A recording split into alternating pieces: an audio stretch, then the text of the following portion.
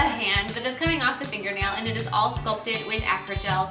And the color of Acrogel I'm using is actually a really nice flesh color, so you don't have to do any painting really for like the face, just some highlighting and low lighting. I added some gold jewelry. It is so much fun. If you wanted to make it even more like glamorous, you could certainly decorate the nails a little more than I did. I hope you like it, and I'll see you all next time. Bye! So we're going to begin by fitting a nail form onto onto a fingernail, a client's fingernail, your mother's if she's feeling adventurous, or in the case of me, I'm going to be using my practice finger for this. So I'm going to fit my form on there, make sure it's nice and snug. Use a form because there's going to be so much sculpting happening that is not very flexible. We use one that's stiffer. So the one that I'm using is from On Vogue. Theirs are very, very stiff. Just as you like feel them, they don't bend nearly as easy as some other brands. I know Orly's nail forms are very, very thin, very flexible. That's not the kind of form you want for this specific design. So then we're going to take our Acrogel and just sculpt it out to about the length that you want the wrist to be. And then I'm going to build up kind of a square, basically just a softened square shape that's going to be for the bulk of the back of the hand. So that's going to be the back of the hand shape. Once you have this generalized shape and you have it how you want, look at a picture of a hand, look at your own hand, get kind of that idea going. You can kind of figure out where each of the fingers is going to be, but once you're happy with just this layer, you're going to want to cure it. This is just like beginning stages.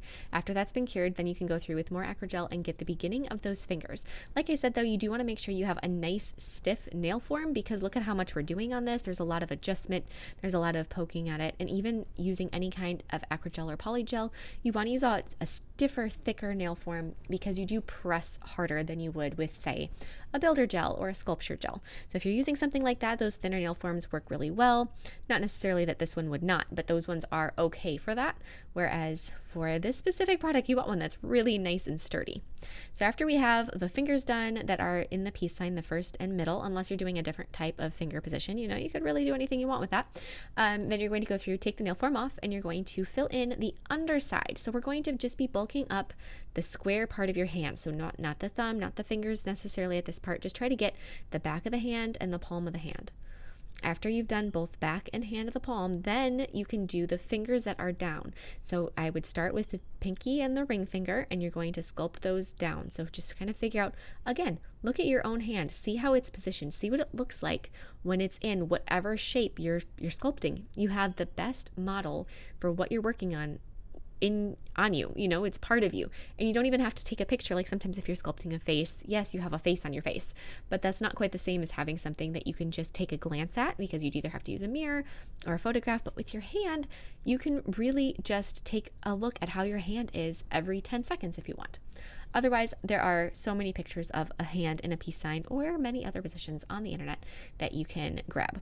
So after you have those pinky and ring done, then you're going to cure that, and then you're going to sculpt the thumb. Because the thumb overlaps, at least for me, overlaps the ring and pinky. That's why you have to do those two first. As you're sculpting the thumb, just kind of go through and with whatever tools you have, give it some wrinkles. I know my thumb, when it bends over and I do the peace sign, I have a lot of creases in my skin right kind of by the second joint. So I'm going to make sure I add those in. I'm going to be adding some thickness to the back side of my index and middle finger. And just as you go along, if you do not have a color of Acrogel or Polygel, whatever you want to call it, that is a nice flesh tone of whatever kind of flesh tone you want, then you could do this. You could mix a little bit of gel polish into it. Otherwise, you could just paint over the whole hand when you're done. I love that I didn't have to do that because that adds a whole lot of unnecessary bulk, whereas with this, it's pretty much sculpt it, add some details, and I'm done. I'm going to take a very narrow bit e-file, very narrow bit and my e-file, and I'm going to be just kind of smoothing out the fingers. They got a little bit bulky in areas where they didn't need to be. I'm just going to refine everything and make it nice and smooth, add any other details I want. And then with some gel paint, I'm going to be adding some shading to my hand.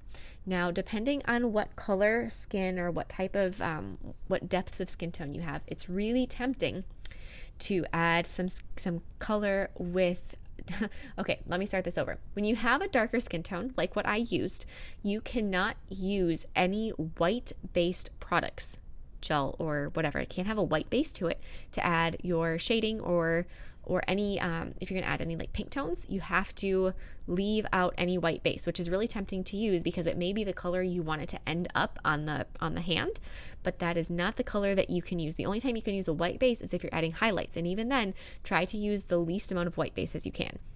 The reason, as you can see, I'm using some now, it's got a white base to it, is that it'll end up looking gray a lot of times, especially if you're doing it with like a pink tone. You do not want to use it with a white base. And I've talked about this in a couple of my other videos where I've been painting a richer skin tone. It doesn't turn out well. The only time is if you're highlighting the skin. You can use a lighter tone. But in that case, really keep it only where those highlights are supposed to be. Don't try to like blend it in or like feather it out or anything. Just try to keep it really centralized.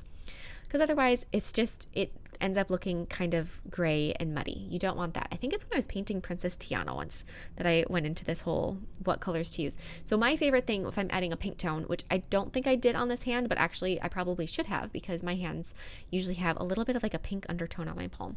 But anyways, if you're going to be using any kind of a pink tone, look for one that has kind of that like highlighter pink color that's really, really bright, but not any kind of a white or a creamy base, just that really, really bright highlighter type color. That is going to give you the best kinds of pink hues. And it may seem scary because they're such intense colors, but with just a little bit and just dabbed on to where you want that little bit of a highlight, it is gorgeous. So if you're going to do anything like that, that's the kind of color that you need to use. So then I'm going to take, so I've done a little bit of a highlighting with a lighter color of tan. I did a little bit of a shading, and actually I warmed up the skin tone with Madame Glam's brown gel paint just as it is. That did a really nice job. And then I'm going to take black gel paint and I'm going to be adding some highlights and some creases and some shadows, just kind of deepening everything, and then I'm going to blend it out. If your skin tone is lighter than mine is for this hand, then you are going to want to use brown for these little shadows and creases and everything, and not black. However, if you have a darker hand like this, then you are going to want to use just black gel paint. You want those details to be nice and rich and crisp. Add a little bit more of a highlighting here and there with that lighter tan color of whatever your lighter highlight color is. After you apply all of those little lines, you're going to want to probably go through and tap them out so they aren't quite so intense, but especially right around the cuticle. So you have the dark line at kind of the base of the nail, and then you have that little brighter line right around the cuticle. It'll add so much depth to it that it'll look so much more real. It'll make it look like you actually have like a proximal fold and nail folds. I'm going to be applying a layer of matte gel top coat over the top of my hand, very thin. I'm trying to like press it into all of the shapes on the hand.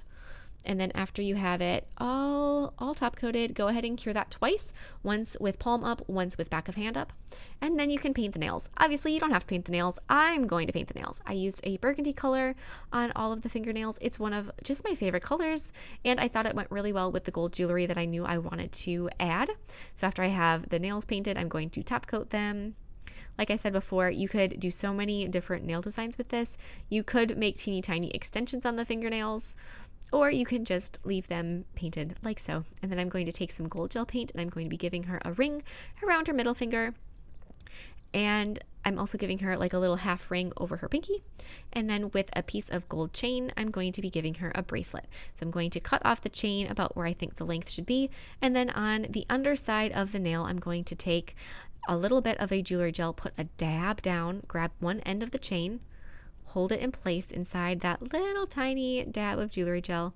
It shouldn't be too difficult to get to stay. And then if you can, put the other end in and then cure them. And then that's it. The bracelet does have some movement to it since it isn't fully attached all the way around, so it does wiggle just a little bit. And then you've got the two gold rings on there. It's so glamorous and I just love it. I love the peace sign shape. Obviously, like I've said a bunch of different times, you could switch that up, and there's a lot of different themes you could kind of go with this. You could do a whole hand and you could like have them signing the word love or your name or something. There's so many opportunities. This isn't necessarily something that I would ever recommend anybody wear because it is crazy and over the top, but it is just a fun project, and it is a great exercise in working on hand shapes because they're one of the most difficult things to paint, draw, sculpt, etc. So if you want that challenge, I definitely recommend it, and I'll see you all next time. Bye!